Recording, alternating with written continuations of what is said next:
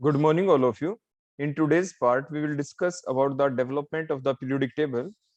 The periodic table is the table in which the elements having the similar physical and the chemical properties are put together, like the different plants are put together in different groups in the plant kingdom, and the different animals having the similar features are put together in the animal kingdom. Similarly, the periodic table is the table in which the elements having the similar physical and the chemical properties are put together, that called as the periodic table. And in the year 1800, only 31 elements are known. But by the year of 1865, the number of the elements are discovered and they becomes doubled, means they becomes the 63. And at present, we have the known 118 elements. अभी जो elements हैं total वो कितने हो चुके हैं? At the present date, that is the 118 elements are known. So first question arises is, what is the basic theme of organization of the periodic table? So the basic theme is that, as we all know, we have the large number of elements. It is very difficult to study individually each of the element because these elements are very large in number. We cannot study the property of each of the elements separately. So to ease out this particular problem, the scientists search out a systematic way to organize all these elements in such a way that the elements having the similar physical and the chemical properties, these must be put together. So the basic theme of the organization of the element in the periodic table is the element with similar properties are placed in a particular group, and the study of these elements and their compounds now becomes simple, and these properties now can be studied in a very systematic way. और फिर हम जो properties हैं उनकी एक systematic way के अंदर study भी कर पाएंगे. तो मींस जो हमारी पीरियोडिक टेबल है उसका मेन थीम क्या हुआ? मेन थीम यही हुआ कि क्योंकि जो एलिमेंट्स हैं वो इतने ज्यादा हैं कि फिर हम उनको सभी जितने भी एलिमेंट हैं उन सभी की प्रॉपर्टी हम इंडिविजुअली तो स्टडी नहीं कर पाएंगे. तो इसलिए हम क्या करें, अगर हम कुछ एलिमेंट ऐसे जिनकी फिजिकल और केमिकल प्रॉपर्टीज सेम है, अगर हम उनको एक ग्रुप के अंदर रख दें तो मींस उन एलिमेंट्स की प्रॉपर्टी तो हमने इकट्ठी स्टडी कर ली. ऐसे कुछ और एलिमेंट हैं उनकी भी जो प्रॉपर्टीज है वो एक जैसी हैं, उनको एक ग्रुप में रख दिया. तो इस तरह से हमारे लिए बड़ा इजी हो जाएगा जितने भी एलिमेंट है उनकी प्रॉपर्टीज को स्टडी करना. So the basic theme of the organization of the element in the periodic table is the element with similar properties are placed together in the same group, and so that we have an ease to study about their physical or the chemical property in a very simple and the systematic way. So the development of the periodic table takes place in the following ways. The different attempts are made to classify the element. The first one is the Levision classification in 1789. Lavoisier, which is also called as the father of the chemistry, he classifies the element as the metal and the non-metal. उसने जो ये लेवेसियर है जिसे हम father of chemistry भी कहते हैं, इसने एलिमेंट को सिंपली मेटल और नॉन मेटल्स की फॉर्म में ही क्लासिफाई किया. लेकिन इससे तो सिर्फ दो ही ग्रुप बने. दो ग्रुप क्या बने? एक तो मेटल और दूसरे क्या बने आपके? Non metals.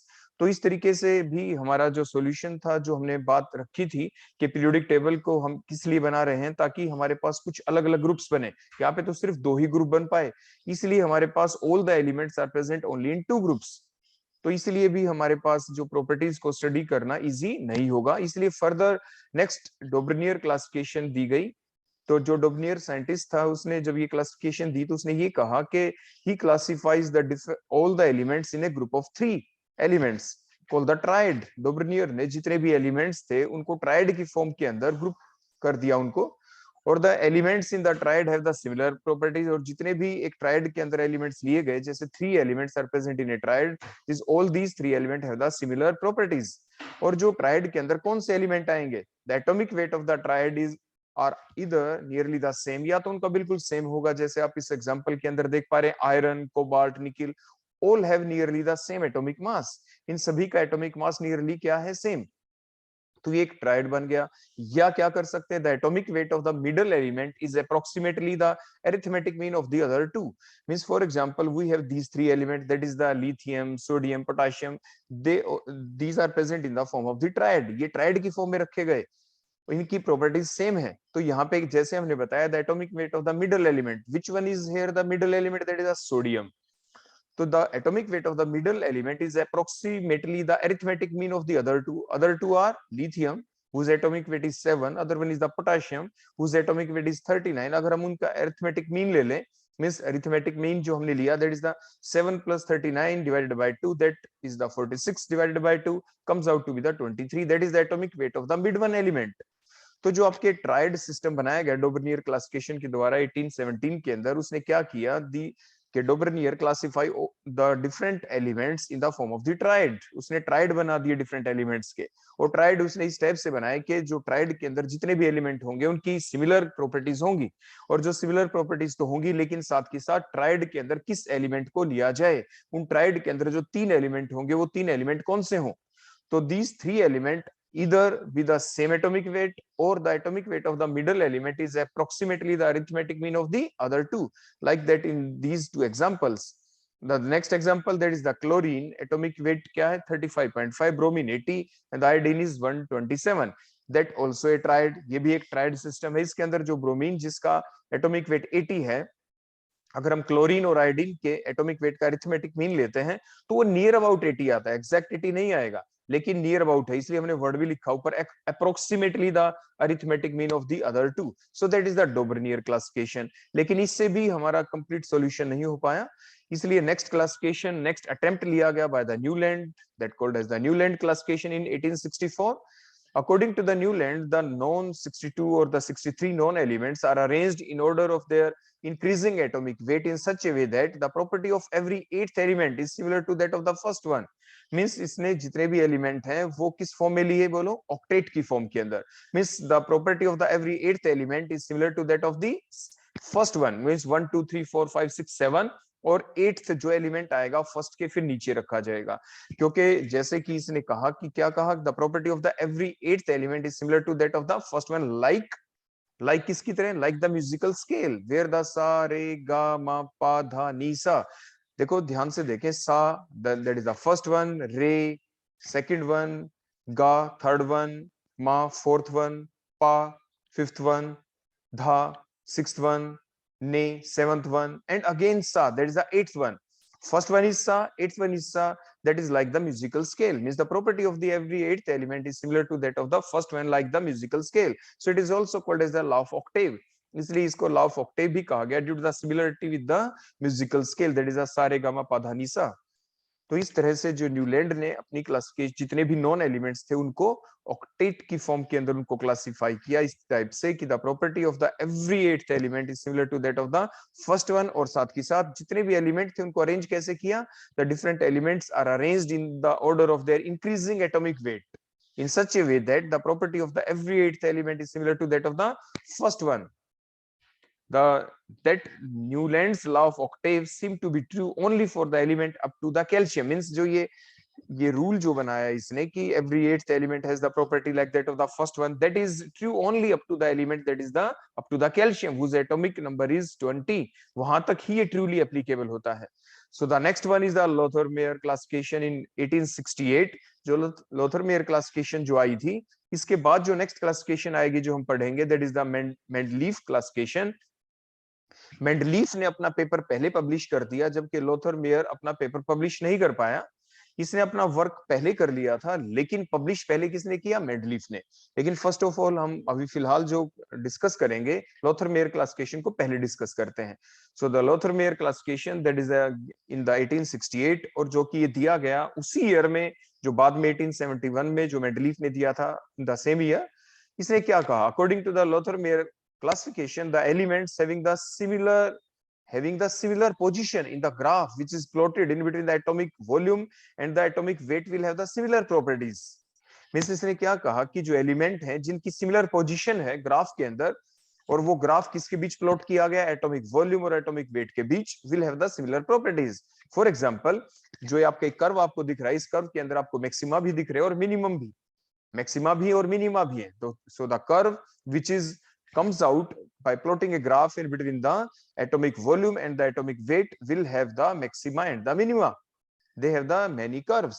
और जितने भी जो कर्व हैं उसके ऊपर, जो पीक के ऊपर जितने भी आपके एलिमेंट हैं, most electropositive elements are present at the peak, like the lithium, sodium, potassium, rubidium, जो आपको दिख रहे हैं, these are the most electropositive element and they are present at the peak. So the, जैसे कि लोथरमेयर ने कहा, जिनकी पोजीशन एक जैसी है, एटॉमिक वॉल्यूम और एटॉमिक वेट के बीच जो ग्राफ प्लॉट किया गया, और इस ग्राफ प्लॉट करने के दौरान जिनकी पोजीशन एक जैसी है, मींस जो सभी एलिमेंट पीक के ऊपर आए, मींस उनकी पोजीशन एक जैसी है, जो पीक के ऊपर उनकी पोजीशन एक जैसी है, वो सभी एलिमेंट एक जैसी प्रॉपर्टी शो करेंगे। These are the most electropositive element.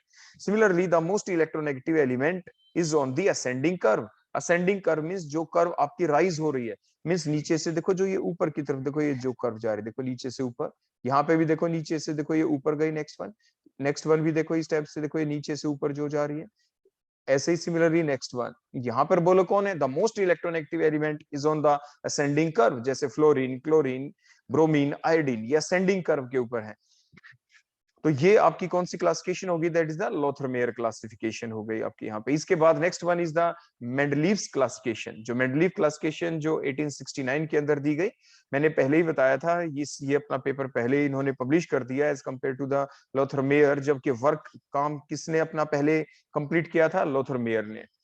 तो जो मेंडलीव क्लासिफिकेशन है, इसने जितने भी एलिमेंट थे उनको कैसे क्लासिफाई किया, अकॉर्डिंग टू द मेंडलीव द 63 elements are arranged in order of their atomic weight in such a way that the element with the similar physical and the chemical properties are repeated after the regular interval। जैसे आपने पीछे देखा था law of Octave आया, उसमें क्या कहा था, every eighth element has the same property like that of the first one. यहाँ पे कोई फिक्स नहीं किया गया कि वो रेगुलर इंटरवल क्या होगा, लेकिन सिंपली यहाँ पे क्या कहा गया है कि the elements are arranged in the increasing order of their atomic weight in such a way that the element with similar physical and the chemical properties are repeated after the regular interval. Regular interval के बाद उनकी properties क्या होती चली जाएंगी, repeat. Second point हम ये कह सकते हैं यहाँ पे कि कई बार ऐसे ऑब्जेक्टिव में भी आपसे पूछा जा सकता है कि जो फिजिकल और जो केमिकल प्रॉपर्टीज वो किस पे डिपेंड करती है, according to the Mendeleev classification. According to the Mendeleev classification, the physical and the chemical property depend upon the atomic weight। Depend upon को कहते हैं the physical and the chemical properties are the periodic function of their atomic weight। Periodic function का मतलब means repeated हो जाएंगे after the regular interval, means depend करती हैं atomic weight के ऊपर, ऐसा मेंडलीव ने कहा। और इसीलिए इसको कहा जाता है पीरियोडिक लॉ। एग्जाम में पूछ लिया जाए what is the periodic law, तो आप कैसे डिफाइन करेंगे, the periodic law states that the physical and the chemical properties of the element are the periodic function of their atomic weight. तो इस टाइप से आप पीरियोडिक लॉ को define कर देंगे। इसके बाद नेक्स्ट जो आपकी मेंडलीव क्लासिफिकेशन थी, इसने क्या किया, इट कंसिस्ट ऑफ 8 ग्रुप्स, जैसे कि आप देख पा रहे हैं, इट हैज द 8 ग्रुप्स। देखो group number 1, group number 2, 3, 4, 5, 6, 7 and 8, there are the 8 groups and the 6 period। देखो आपको दिख रहे हैं यहाँ पे हमने पीरियड लिख रखा है, period number 1, 2, 3, 4, 5 and the 6 and there are the 6 periods for till known 63 elements। जो उस वक्त तक 63 एलिमेंट जो नॉन थे, उन सभी को कैसे डिवाइड किया गया, इन 8 ग्रुप्स एंड द 6 पीरियड्स। और जो ग्रुप नंबर 1 to 7, जो ग्रुप नंबर 1 to 7 है, they are further subdivided in 2 subgroups, that is the A and B. आप हर एक 1 से लेके जो 7 तक के आपके देखो ये ग्रुप्स, आप सभी के अंदर देखें A B A B A B, they are further have the 2 subgroups, that is the A and B. आप अप टू द 7 आप देखो यहाँ पे देख सकते हैं। उसके बाद नेक्स्ट वन जो ग्रुप नंबर 8 है, that is further subdivided इन 3 सब ग्रुप। इसके अंदर 3 सब ग्रुप हैं, आप नीचे देखें। First one is the iron, cobalt, nickel, देखो एक ग्रुप बन गया। रुथेनियम, रोहोडियम, प्लेडियम, ये सेकंड बन गया। ओस्मियम, इरिडियम, प्लेटिनम, देखो ये आपका थर्ड ग्रुप बन गया, यहाँ पे आप देख पा रहे हैं। सिमिलरली आप देखेंगे कि ड्यूरिंग दैट पर्टिकुलर क्लासिफिकेशन जो मेंडलीव था, he left spaces for the undiscovered element at the proper places, ताकि जो एलिमेंट अभी तक डिस्कवर नहीं हुए हैं उसके लिए भी इसने वैकेंट स्पेसेस छोड़ दिए अपनी टेबल के अंदर। Later on when these elements are discovered, later on जैसे ही वो एलिमेंट डिस्कवर किए जाएंगे, they have the same properties as predicted by the Mendeleev। जो मेंडलीव ने जो प्रिडिक्टेड किया था कि यहाँ पर वो कोई एलिमेंट आ सकता है जिसकी प्रॉपर्टीज इस पर्टिकुलर ग्रुप जैसी होंगी। जैसे ग्रुप नंबर 2 के अंदर वैकेंट स्पेस छोड़ा गया, ग्रुप 3 के अंदर 4, 5, 6, 7 एंड द 8 जो आपके वैकेंट स्पेसेस छोड़े गए, वो इसलिए ताकि यहाँ पे कोई ना कोई एलिमेंट ऐसा होगा जो इन फ्यूचर डिस्कवर किया जाएगा और उसको यहाँ पे पर्टिकुलर जगह के ऊपर प्लेस कर दिया जाएगा। इसके बाद नेक्स्ट वन हमारा पॉइंट आता है now what are the limitations in the Mendeleev classification. Mendeleev ने जो एक क्लासिफिकेशन दी जिसके अंदर 8 ग्रुप्स हो गए, 6 पीरियड्स भी हो गए, जो 1 to 7 जो आपके ग्रुप्स थे वो फर्दर सब डिवाइडेड हो गए 2 ग्रुप्स के अंदर ए एंड बी, और ग्रुप नंबर जो 8 था उसके अंदर फर्दर आपके 3 सब ग्रुप्स हो गए। इवन देन इतना कुछ करने के बाद भी मेंडलीफ जो क्लासिफिकेशन थी उसके अंदर कमियां क्या रह गई, what are the limitations in the Mendeleev classification. First one is that it could not determine the position of the H atom, means ये H को कोई particular position नहीं दे पाया, because the properties of the hydrogen atom are similar to that both of halogens and the alkali metal, क्योंकि इसकी जो properties हैं वो halogen जैसी भी हैं और वो alkali metal जैसी भी हैं, इसलिए उसको particular position नहीं दे पाया। उसके बाद it gives no position to the isotopes of the element, क्योंकि जो एलिमेंट है उसके डिफरेंट आइसोटॉप्स भी होते हैं। Means atom of the same जो आपके आइसोटॉप्स क्या होते हैं, these are the atom of the आपके क्या होते हैं, these are the atom of the same element having the same atomic number but different mass number, आपने आइसोटॉप्स कहते हैं। लेकिन इस क्लासिफिकेशन के अंदर कोई भी उसको पोजीशन नहीं दी गई, आइसोटॉप्स को कोई पोजीशन नहीं दी गई। Next, it places the less reactive and the more reactive elements in the same group, more reactive और less reactive element को ही एक ग्रुप के अंदर रख दिया गया है इसके अंदर, जैसे कि आप पीरियोडिक टेबल के अंदर यहाँ पे देख पा रहे हैं। Next, it could not adjust the lanthanide and the actinide in the main periodic table, इस मेन पीरियोडिक टेबल के अंदर कोई भी यानी पर्टिकुलर पोजीशन नहीं दे पाया, वो एक्टिनाइड्स को भी और लैंथेनाइड्स को भी। So these are the limitations. अब नाउ द क्वेश्चन इज, जो हमने अभी तक पढ़ा उसके बेसिस के ऊपर कुछ ये क्वेश्चंस बनते हैं, बड़े इंपॉर्टेंट क्वेश्चन एग्जाम में आपसे पूछे जा सकते हैं। Which important property did Mendeleev use to classify the element in his periodic table and did he stick to that, क्या वो उनके साथ बिल्कुल स्टिक रहा। तो अब पहले ही अभी जैसे मैंने आपको बताया कि जो इन जितने भी जो एलिमेंट्स थे उनको जब क्लासिफाई किया तो कौन सी प्रॉपर्टी को ध्यान में रखा। According to the Mendeleev the elements are arranged in the order of their atomic, in the order of the increasing atomic weight. ये जरूर ध्यान रखेंगे, मेंडलीफ ने यहाँ पे जो क्लासिफाई किया जितने भी एलिमेंट्स को, वो एटॉमिक वेट को बेस बना के किया गया था। और कैसे, in such a way that the element with similar physical and the chemical properties are repeated after the regular interval, or you can say the physical and the chemical properties are the periodic function or depends upon the atomic weight. Now the next point is, जो question के अंदर पूछा गया, and did he stick to that? However, he did not stick to the arrangement for a long, because he found that if the elements are arranged strictly in the order of their increasing atomic weight, then some of the element did not fit within that particular scheme of the classification. जो Mendeleev ने जो scheme दी थी classification की, अगर हम बिल्कुल इसके ऊपर ये स्टिक रह जाता कि सभी एलिमेंट को जब हम अरेंज करते हैं इन the increasing order of the atomic weight, तो कुछ एलिमेंट इस पीरियोडिक टेबल के अंदर आपके फिट नहीं हो पाते, इसलिए ये इसके साथ बिल्कुल स्टिक नहीं रहा। Therefore, he ignored the order of atomic weight in some of the cases, like the atomic weight of the iodine is lower than that of the tellurium. Still, Mendeleev placed the tellurium in group number 6 before the iodine in the group number 7 simply because, बोलो किस लिए, वो इसलिए the iodine properties are so similar to that of the fluorine, chlorine and the bromine, क्योंकि iodine की जो properties हैं वो फ्लोरीन, क्लोरीन और ब्रोमीन के मैच करती हैं, उन्हीं जैसी हैं, इसलिए ऐसा किया गया। Now the next one, that is the important one, जो अभी हम पढ़ते भी हैं, हमारी long form of the periodic table भी इसी के बेसिस के ऊपर चलती हैं। So the next one is the Moseley's classification. लेकिन जो मोसलेज जो क्लासिफिकेशन जो दी गई, इससे पहले कुछ एक्सपेरिमेंट किया गया। वो एक्सपेरिमेंट क्या किया गया, जो मोसलेज एक्सपेरिमेंट कहलाता है। इसने क्या किया, he bombarded the different metals with the electron to produce the x-ray। Mean जो एक्सरे को जो फोल किया गया डिफरेंट मेटल्स के ऊपर दो, तो फिर क्या होता है, जो वैलेंस शेल इलेक्ट्रॉन नहीं, जो इनर कोर इलेक्ट्रॉन के ऊपर जाके स्ट्राइक करती हैं, बोलो किसके ऊपर स्ट्राइक करती है, वो इनर कोर इलेक्ट्रॉन के ऊपर स्ट्राइक करके, इनर कोर इलेक्ट्रॉन्स के ऊपर जब वो स्ट्राइक करती हैं तो जब वो इजेक्ट होते हैं तो उस वक्त प्रोड्यूस होती हैं एक्सरे। क्या प्रोड्यूस होती हैं फिर, x ray. So that is the important question कि जब क्या किया गया, जब उसने आपके डिफरेंट मेटल्स को बम्बार्ड किया with the electrons to produce the x ray, तो जब बम्बार्डमेंट की गई उसके दौरान इनर कोर इलेक्ट्रॉन्स के ऊपर ही इफेक्ट होता है, तभी एक्सरे प्रोड्यूस होती हैं। तो फिर क्या पाया गया, he observed that the frequency of the X-rays produced from the various metals depend upon their atomic number, उसके एटॉमिक नंबर के ऊपर डिपेंड होती हुई पाई गई। Means that is a formula, that is a square root of the frequency is equal to, that is a a, that is a constant here, z is the atomic number, minus b, that is another constant factor here, means where a and b are the constant, z is the atomic number।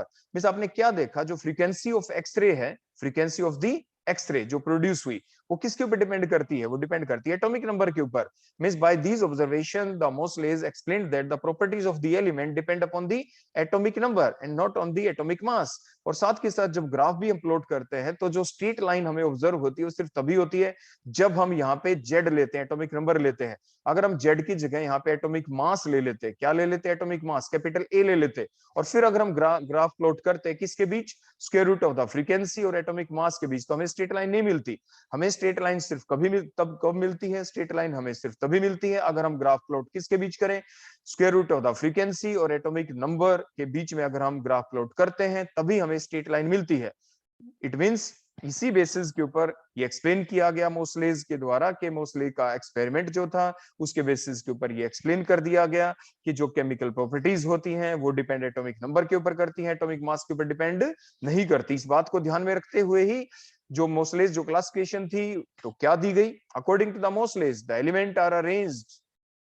elements are arranged in the order of their increasing atomic number in such a way। आप ध्यान रखें यहाँ पे atomic number लिया है, और last जो हमारी क्लासिफिकेशन थी मेंडलीव क्लासिफिकेशन उसने क्या लिया था, एटॉमिक वेट। जबकि एक्चुअली जो प्रॉपर्टीज हैं किसी भी एलिमेंट की वो किसके ऊपर डिपेंड करती हैं, एटॉमिक नंबर के ऊपर डिपेंड करती हैं, जो कि मोस्लेज ने अपने एक्सपेरिमेंट के द्वारा प्रूव कर दिया। इसलिए according to the Moseley's the element are arranged in the order of their increasing atomic number in such a way that the element with the similar physical and the chemical properties are repeated after the regular interval, or in other word we can say simply that the physical and the chemical properties of the element depends upon the atomic number, or you can say the physical and the chemical properties of the element are the periodic function of the atomic number, और it is also called as the modern periodic law. इसको हम modern periodic law भी कहते हैं। Exam में आ जाए how will you state the modern periodic law, तो आप कहेंगे modern periodic law states that the physical and the chemical properties of the element are the periodic function of their atomic number. तो means हमने क्या देखा कि जो आपका जो मॉडर्न पीरियोडिक लॉ है इसके बेसिस के ऊपर ही हमारी जो टेबल है इसी के ऊपर बेस रहेगी, that is the long form of the periodic table, जिसके अंदर जितनी भी फिजिकल और जो केमिकल प्रॉपर्टीज है उनको हम एक्सप्लेन करेंगे।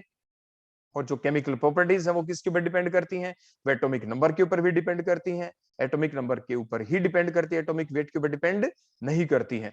तो अगर हम ये देखें what is the basic difference, अगर हम हमारे सामने क्वेश्चन आ जाए एग्जाम में, what is the basic difference in the approach between the Mendeleev periodic law and the modern periodic law. तो जैसे अभी हमने बताया कि मेंडलीव पीरियोडिक लॉ के अकॉर्डिंग तो फिजिकल और जो केमिकल प्रॉपर्टीज हैं these are the periodic function of their atomic weight, while according to the modern periodic law the physical and the chemical properties of the element are the periodic function or that depends upon the atomic number। तो ऐसा आप exam में लिख देंगे। इसके बाद next आता है what is the long form of the periodic table. जो long form of the periodic table है बोहर स्कीम के ऊपर डिपेंड है, जो हम एटॉमिक स्ट्रक्चर के अंदर हम पहले से पढ़ चुके होते हैं। जो बोहर टेबल थी, तो जो बोहर टेबल थी वो क्या थी, बोहर की जो स्कीम थी कि एक एटम होता है, एटम के बीच में न्यूक्लियस होता है, न्यूक्लियस के बाहर डिफरेंट शेल्स होती हैं जिन्हें आप ऑर्बिट भी कहते हैं, जिनके अंदर डिफरेंट जो इलेक्ट्रॉन्स है वो रिवॉल्व करते रहते हैं, एंड सो ऑन डिफरेंट और भी पोस्टुलेट्स थे बोहर स्कीम के। उन बातों को ध्यान में रखते हुए ही ये टेबल बनाई गई, that is the long form of the periodic table. Means the long form of the periodic table is based on the Bohr scheme, so it is also called as the Bohr table, क्योंकि it follows the Bohr scheme for the arrangement of the various electrons around the nucleus. और it contains, अब जो periodic table है long form of the periodic table उसके अंदर क्या है, जो पीरियोडिक टेबल है long form of the periodic table it contains the group and the periods. इसके अंदर ग्रुप और पीरियड्स हैं। तो जो ग्रुप्स हैं वो क्या है, the groups are nothing, these are the horizontal rows. The horizontal rows in the periodic table are called as the horizontal rows. अब ध्यान रखें दो चीजें होती है, एक तो वर्टिकल होती हैं, एक हॉरिजॉन्टल होती हैं। So the horizontal rows are called as the periods, उन्हें पीरियड्स कहते हैं। हॉरिजॉन्टल जो रो आपकी रोज होती है उन्हें क्या कहते हैं, periods. And these are 7 in number, जैसे हमने अभी लिख दिया 1 2 3 4 5 6 7। और जो ग्रुप्स होते हैं, what are groups, groups are the vertical columns are called as the groups. जो वर्टिकल कॉलम्स होते हैं उन्हें आप क्या कहते हैं, this called as the groups. हमने क्रॉस करके लिख रखे हैं, देखो ग्रुप्स के बारे में हमने इधर लिखा, पीरियड्स के बारे में देखो हमने इधर लिखा है। इस चीज का बारे में आप ध्यान रखें, आप इस टाइप से पजल ना हो जाएं कि पीरियड्स के नीचे हमने क्या लिख दिया, हमने क्रॉस का साइन लगा दिया है। तो vertical columns are called as the groups and these are 18 number, जैसे हमने नंबरिंग की 1 2 3 4 5 6 7 8 9 10 11 12 13 14 15 16 17 18, तो इस टाइप से 18 आपके ग्रुप्स हैं और 7 क्या है, पीरियड्स हैं, according to the long form of the periodic table, according to the Bohr's table. जो बोहर्स टेबल है long form of the periodic table है, इसके अंदर आपके इसको डिवाइड किया गया ग्रुप्स और पीरियड्स के अंदर। ग्रुप्स 18 है, पीरियड 7 है, हॉरिजॉन्टल रोज को पीरियड्स कहते हैं, वर्टिकल कॉलम्स को आप ग्रुप्स कहते हैं। उसके बाद नेक्स्ट पॉइंट आ जाता है कि जितने भी पीरियड्स होते हैं, each period begin with a different principal quantum number. जैसे कि हमने लिख दिया है यहाँ पे, आप ध्यान से देखें, हमने पीरियड्स के आगे क्या लिखा, first, second, third, fourth, fifth, six, seven. तो ये they start with a different principal quantum number, जो हमने एटॉमिक स्ट्रक्चर वाले चैप्टर में पढ़ा था। And the different periods have the different number of the elements.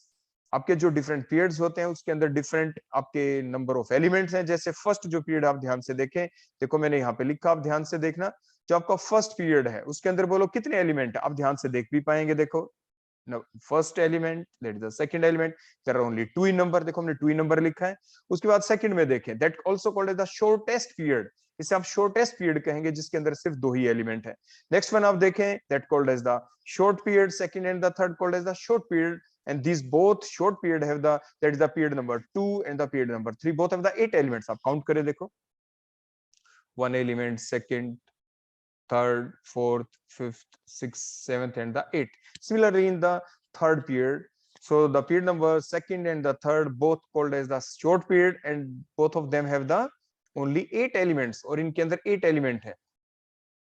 तो आपने क्या देखा, जो फर्स्ट पीरियड है उसे हम शॉर्टेस्ट पीरियड कहते हैं, और इसके अंदर बोलो कितने एलिमेंट थे, सिर्फ 2 ही एलिमेंट है।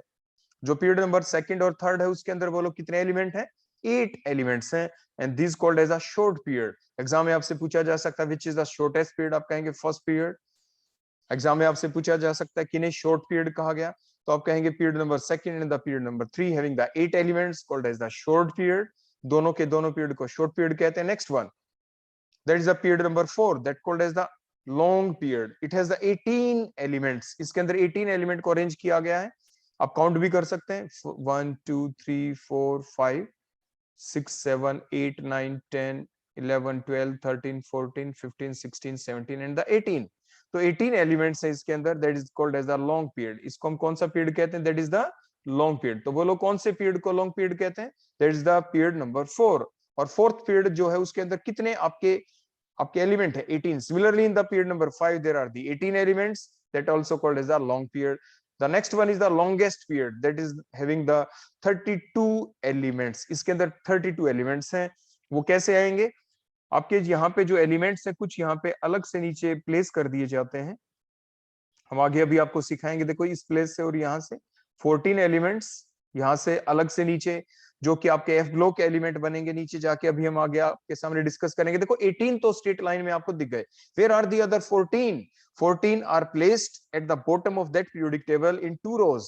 आपके पीरियड नंबर 6 में भी 7th के अंदर भी ऐसा किया जाता है, जो एलिमेंट्स हैं 14 वो निकाल दिए जाते हैं।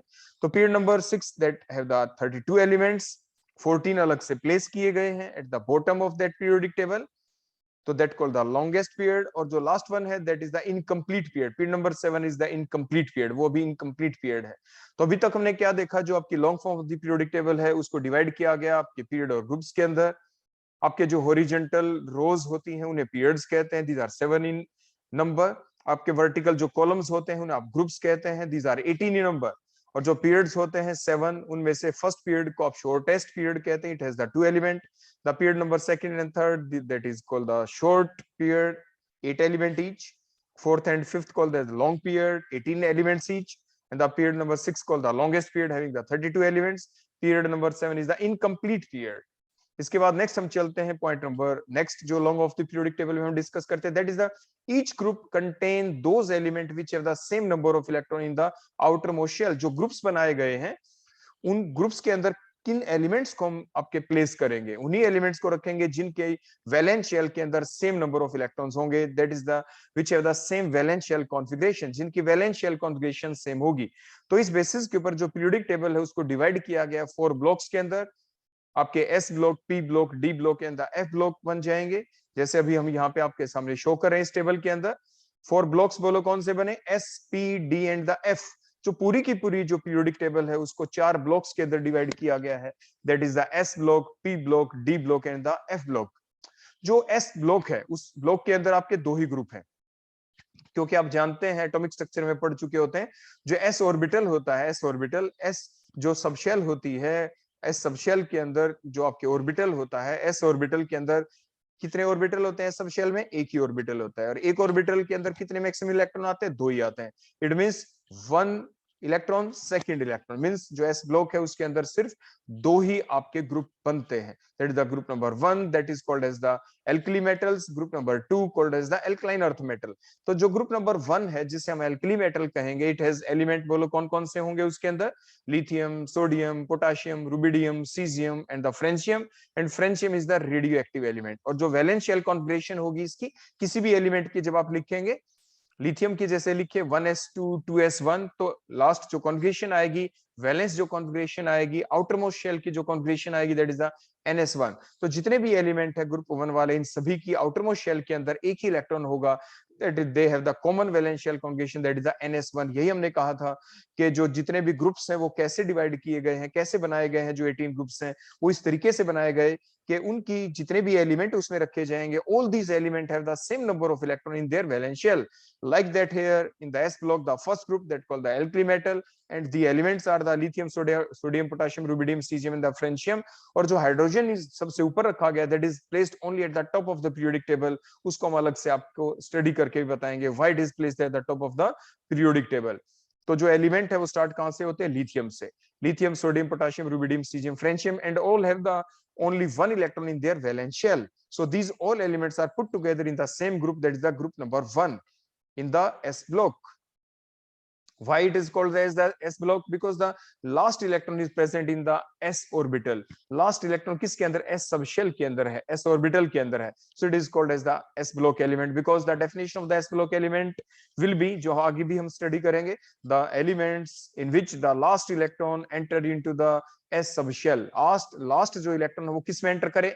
एस के अंदर एंटर करे, एस सबशेल के अंदर एंटर करे, तो उसे एस ब्लॉक एलिमेंट कहते हैं। और यहाँ पे आपको वैलेंस शेल कॉन्फ़िगरेशन के बारे में भी आपने देख लिया कि लास्ट इलेक्ट्रॉन किस में? एस के अंदर, so it is S block element. Similarly the group number 2 that is the this called as the alkaline earth metals. इनको एल्कलाइन अर्थ मेटल्स कहा जाता है। और इसके अंदर एलिमेंट कौन आएंगे? Beryllium, magnesium, calcium, strontium, barium, radium, and the radium is the radio active element. जैसे ग्रुप 1 के अंदर रेडियो एक्टिव एलिमेंट कौन था? फ्रेंशियम। सिमिलरली यहाँ पे बोलो कौन होगा? Radium is the radio active element. और इनकी वैलेंस शेल कॉन्फ़िगरेशन क्या आएगी? ns2। जैसे बेरिलियम एटॉमिक नंबर जिसका 4 है, अगर आप उसकी कॉन्फ़िगरेशन लिखेंगे तो क्या बनेगी? 1s2 2s2। देखो s में 2 है, जो बिल्कुल बाहर वाली जो आपकी सबशेल है s, उसके अंदर बोलो क्या है? दो ही है। तो किसी में भी देख लेना आप कॉन्फ़िगरेशन लिख के, beryllium, magnesium, calcium, strontium, barium, radium, सभी के वैलेंस शेल के अंदर आपके दो ही इलेक्ट्रॉन आएंगे।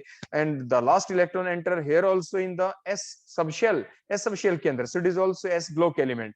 तो s ब्लॉक जो होता है उसके अंदर सिर्फ दो ही इलेक्ट्रॉन आ सकते हैं, ns1 ns2 ns3 तो हो ही नहीं सकता, क्योंकि s जो सबशेल होती है उसके s जो ऑर्बिटल होता है उसके अंदर क्या होता है? एस ऑर्बिटल के अंदर ज्यादा एक ऑर्बिटल के अंदर ज्यादा दो ही इलेक्ट्रॉन आ सकते हैं, इसलिए एस ब्लॉक के अंदर ज्यादा से ज्यादा दो ही ग्रुप हो सकते हैं। And these two groups are the group number 1 and the group number 2। Group number 1 called as alkali metal, group 2 called as the alkaline earth metal. और दोनों के दोनों ग्रुप के अंदर जो लास्ट एलिमेंट है ग्रुप 1 का फ्रेंशियम, वो रेडियोएक्टिव है। ग्रुप 2 का last element that is the radium, वो रेडियोएक्टिव है। और वैलेंस शेल कॉन्फ़िगरेशन हमने देखी ली, ns1 ns2। नेक्स्ट वन हम चलते हैं डी ब्लॉक के अंदर। डी ब्लॉक जो है ये कौन से आपके एलिमेंट होंगे? ये वो एलिमेंट होंगे in which the last electron enters into the, ये ध्यान रखना, penultimate d sub shell. Penultimate का मतलब जो सबसे बाहर वाली शेल होती है उसे वैलेंस वर्ड यूज किया जाता है। आउटर मोस्ट शेल को क्या कहते हैं? वैलेंस। आउटर मोस्ट से जस्ट जो अंदर होती है उसको कहते हैं पेनल्टीमेट। क्या वर्ड यूज करेंगे? पेनल्टीमेट। अभी हम इन ब्रीफ आपको बता रहे हैं, बाद में सारी डिटेल में भी सारी विद डायग्राम आपको चीजें बताई जाएंगी। तो डी ब्लॉक के अंदर आपके ग्रुप नंबर 3 से 12 तक आते हैं, इन्हें आप ट्रांजिशन मेटल्स कहते हैं। Group number 3 to group number 12, बोलो कितने हो गए? 10 ग्रुप्स। 10 क्यों बने? क्योंकि जो डी सबशेल होती है उसमें 5 ऑर्बिटल होते हैं, 5 ऑर्बिटल्स होते हैं। 5 ऑर्बिटल्स में इलेक्ट्रॉन कितने आते हैं? 10, सो 10 ग्रुप्स। तो जो डी ब्लॉक होता है उसके अंदर 10 ग्रुप्स होते हैं। These ranges from group number 3 to group number 12, this called as the transition metal. और इसके अंदर जो आपकी डिफरेंट आपके जो सीरीज बनती हैं, जो फर्स्ट सीरीज बनती है ट्रांजिशन मेटल की, स्कैंडियम टू जिंक तक first series, ytterbium to cadmium आपकी सेकंड सीरीज, और next lanthanum to mercury next series, और एक्टिनियम टू आगे जो अभी इनकम्प्लीट है, और यहाँ पे यट्रबियम टू कैडमियम तक जब चलते हैं, जो टेक्नीशियम एलिमेंट है 43 जिसका एटॉमिक नंबर, वो आपका सिंथेटिक एलिमेंट है। और इनकी कॉन्फ़िगरेशन क्या होगी, वैलेंस शेल कॉन्फ़िगरेशन क्या होगी, इनकी कॉमन जो जनरल कॉन्फ़िगरेशन आपसे पूछ ली जाए आपकी डी ब्लॉक की, वो क्या होगी, that is the n-1d 1 to 10 and the ns0 to 2। ns0 to 2 जो जीरो वर्ड आया, ये जीरो किस लिए, प्लेडियम के केस में, आगे हम इन डिटेल आपको बताएंगे। वन क्यों आएगा, वन किसके लिए, वो आएगा आपके कुछ एलिमेंट है like the chromium, like the copper, और क्रोमियम और कॉपर के नीचे भी जो एलिमेंट है पीरियोडिक टेबल में, वो उनके अंदर भी ns1 होता है, और बचे हुए एलिमेंट सभी के अंदर ns2 ही होता है। तो एक्सेप्शनल केस कौन से आए, ns0 to 2 क्यों लिखा, मोस्ट ऑफ द एलिमेंट के अंदर जो डी ब्लॉक के अंदर होते हैं उनके अंदर ns2 ही होता है। तो ns0 किस में होता है, ns1 किस में होता है, ns0 किस में, प्लेडियम हमने आपको बता दिया, ns1 किस में आएगा, क्रोमियम और उसके नीचे जो एलिमेंट है, सिमिलरली कॉपर और कॉपर के नीचे जो एलिमेंट है, जो हमने पीरियोडिक टेबल में आगे आपको इन डिटेल बताएंगे ही। उसके बाद नेक्स्ट आ जाते हैं P block, P subshell, P के अंदर कितने सबशेल में कितने ऑर्बिटल्स होते हैं, P subshell have the 3 orbitals, हम पहले ही पढ़ चुके हैं। देखो ये ओड नंबर में आप याद रखते हैं, देखो S P D F 1357 means S subshell में एक ऑर्बिटल होता है, डी सबशेल में 3, आपके पी सबशेल के अंदर 3 ऑर्बिटल होते हैं, डी के अंदर 5 होते हैं, एफ के अंदर आपके 7 होते हैं। एस पी डी एफ आप एक सीक्वेंस में याद रखेंगे, S P D F, S में एक ऑर्बिटल, पी में 3 ऑर्बिटल, डी में 5 ऑर्बिटल, एफ में आपके 7 ऑर्बिटल्स होते हैं। तो इसीलिए तो आपने देखा एस के अंदर 1 ऑर्बिटल होता है, तो 1 ऑर्बिटल में 2 इलेक्ट्रॉन, तो 2 ही ग्रुप बने एस ब्लॉक में। पी के अंदर अभी आप जैसे देख पा रहे हैं, जो पी ब्लॉक के अंदर आपके क्या होता है, पी के अंदर 3 आपकी क्या होते हैं बोलो, पी सब शेल के अंदर 3 ऑर्बिटल, 3 ऑर्बिटल तो 6 इलेक्ट्रॉन मैक्सिमम आ सकते हैं, तो आपके 6 ग्रुप बन गए। This ranges from group number 13 to group number 18। तो ग्रुप नंबर जो 13, 14, 15, 16, 17, 18, ग्रुप नंबर 15 वाले एलिमेंट्स को आप निकोजेंस कहते हैं क्योंकि इनका सफोकेटिंग नेचर होता है। ग्रुप नंबर 16 वालों को हम चाल्कोजेंस कहते हैं क्योंकि और फॉर्मिंग है। अर्थ के अंदर जो एलिमेंट हैं जो और की फॉर्म में मिलते हैं वो आपके group number 16 oxygen, sulphur, selenium, tellurium, polonium उसकी फॉर्म के अंदर होते हैं। ऑक्सीजन और सल्फर के मेनली होते हैं। ग्रुप 17 को हेलोजेंस कहते हैं because these are the salt forming elements. Group 18 को आप नोबल गैसेस या जीरो वैलेंट गैसेस या मोनोएटॉमिक गैसेस या इनर्ट गैसेस भी आप कह देते हैं due to their low reactivity, इनकी reactive because they have the fulfilled stable configuration. अब हम चलते हैं ग्रुप 13 के अंदर। ग्रुप 13 के अंदर कौन से एलिमेंट है, boron, aluminium, gallium, indium, thallium.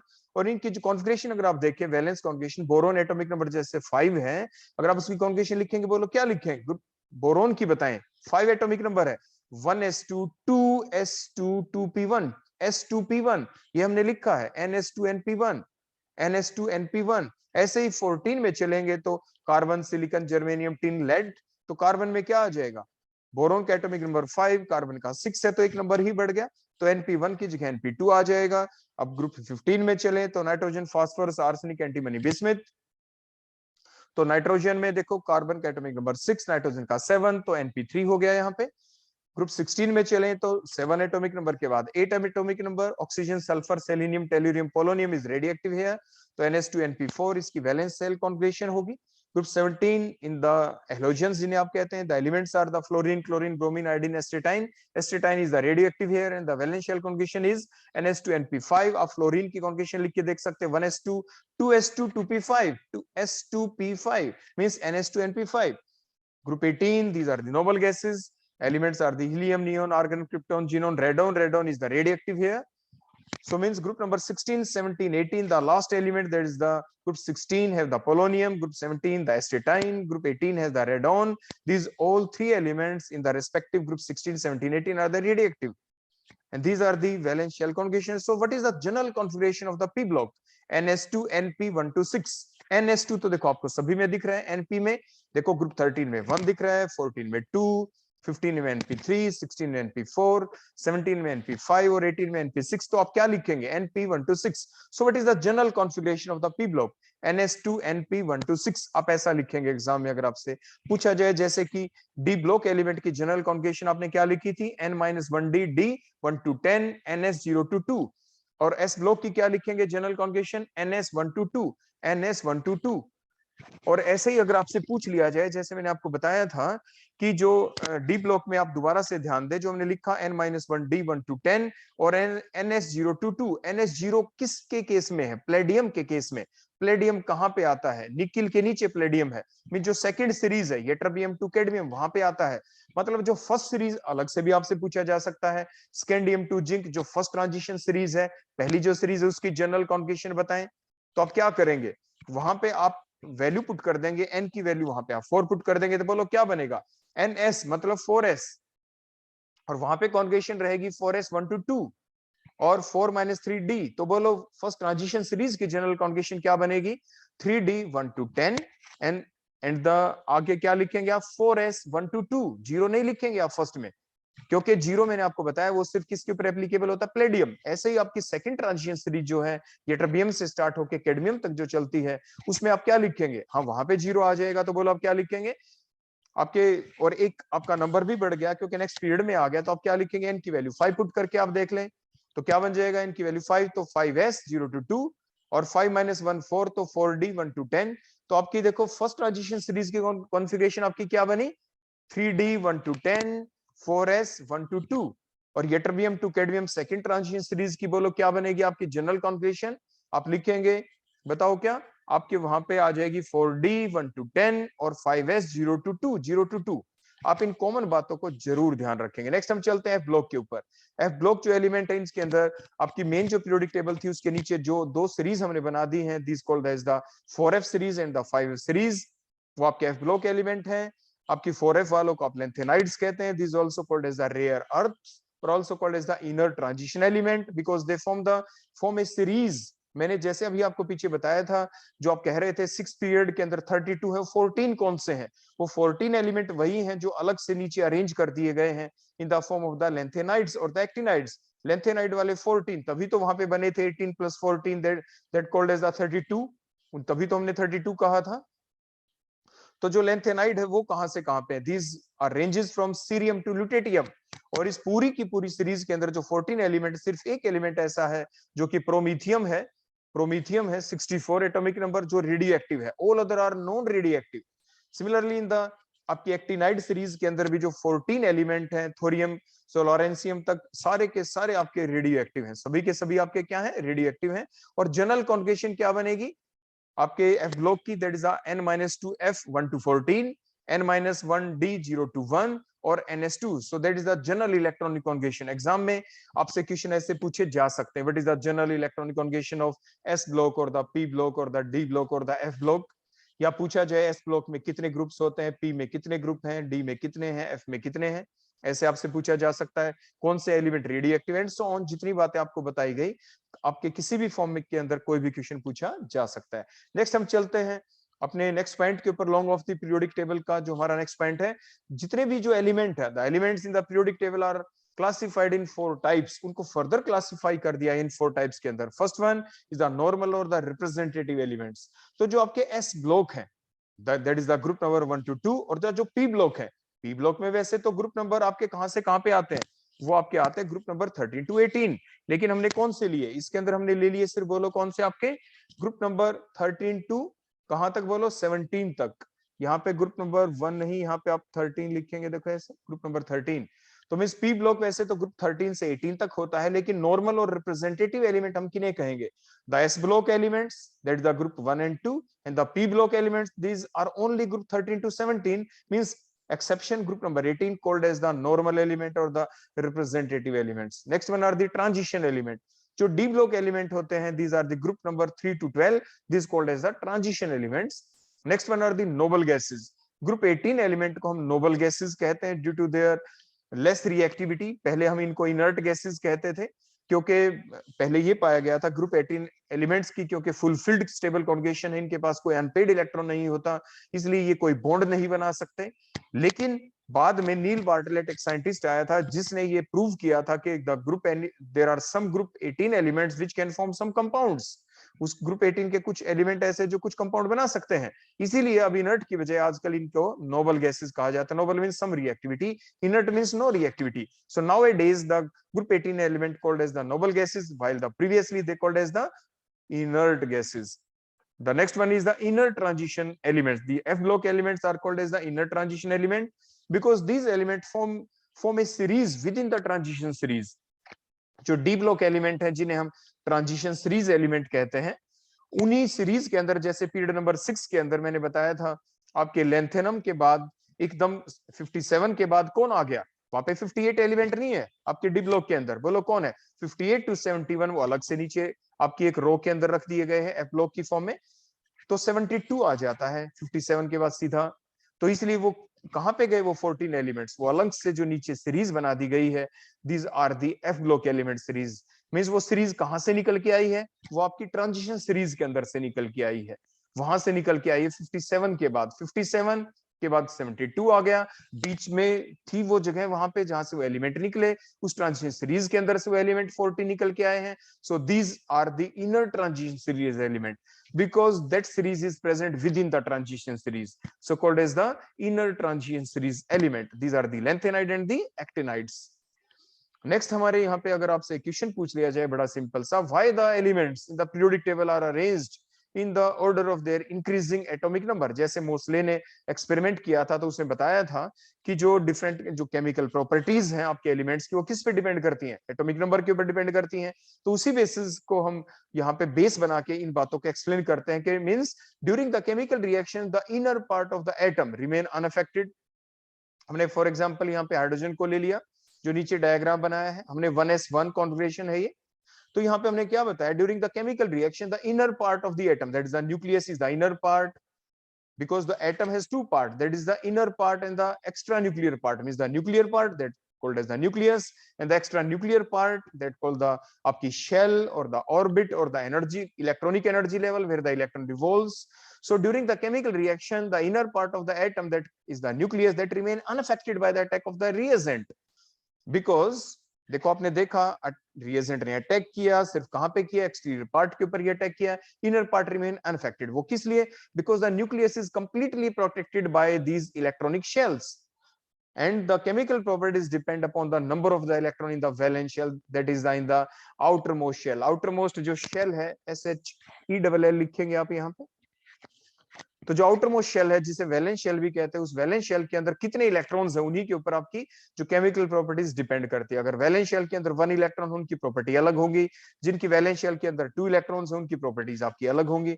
Means the chemical properties depends upon the number of the electron in the valence shell. पहली बात, जो केमिकल प्रॉपर्टीज हैं वो डिपेंड आपके एटॉमिक नंबर के ऊपर करती हैं। एटॉमिक नंबर किसके इक्वल होता है, नंबर ऑफ द इलेक्ट्रॉन्स के। मींस जो आपकी केमिकल प्रॉपर्टीज है एटॉमिक नंबर के ऊपर डिपेंड करने का मतलब नंबर ऑफ इलेक्ट्रॉन्स के ऊपर डिपेंड करता है। Means the number of electrons are equal to the atomic number, and so we can say that the chemical properties depend upon the atomic number. तो मींस ओवरऑल हमने क्या conclusion निकाला, हम ये कह सकते हैं कि the elements in the periodic table are arranged in the order of their increasing atomic number and not in the increasing order of their atomic weight, जैसे कि मेंडलीफ ने कहा था। नेक्स्ट हम करते हैं, why do the elements in the same group have the similar physical और the chemical properties. एक ग्रुप के अंदर जितने भी एलिमेंट हमने रख दिए उन सभी की आपकी जो फिजिकल और द केमिकल प्रॉपर्टीज एक जैसी क्यों, मेनली द केमिकल प्रॉपर्टीज वो क्यों है, जैसे कि हमने प्रीवियस क्वेश्चन के अंदर देखा था, केमिकल प्रॉपर्टीज किसके पे डिपेंड करती हैं, केमिकल प्रॉपर्टीज डिपेंड करती हैं the number of the valence electrons. जैसे कि हमने यहाँ पे दिख रहा है कि जो आपके हमने ये ले लिया, जैसे ग्रुप नंबर 1 में देखे, पहला एलिमेंट हमने हाइड्रोजन देख लिया 1s1, देखो वैलेंस शेल के अंदर एक इलेक्ट्रॉन है। नीचे हमने देखा, बोलो कौन, आपके सीजियम हमने ले लिया जिससे 6s1 है।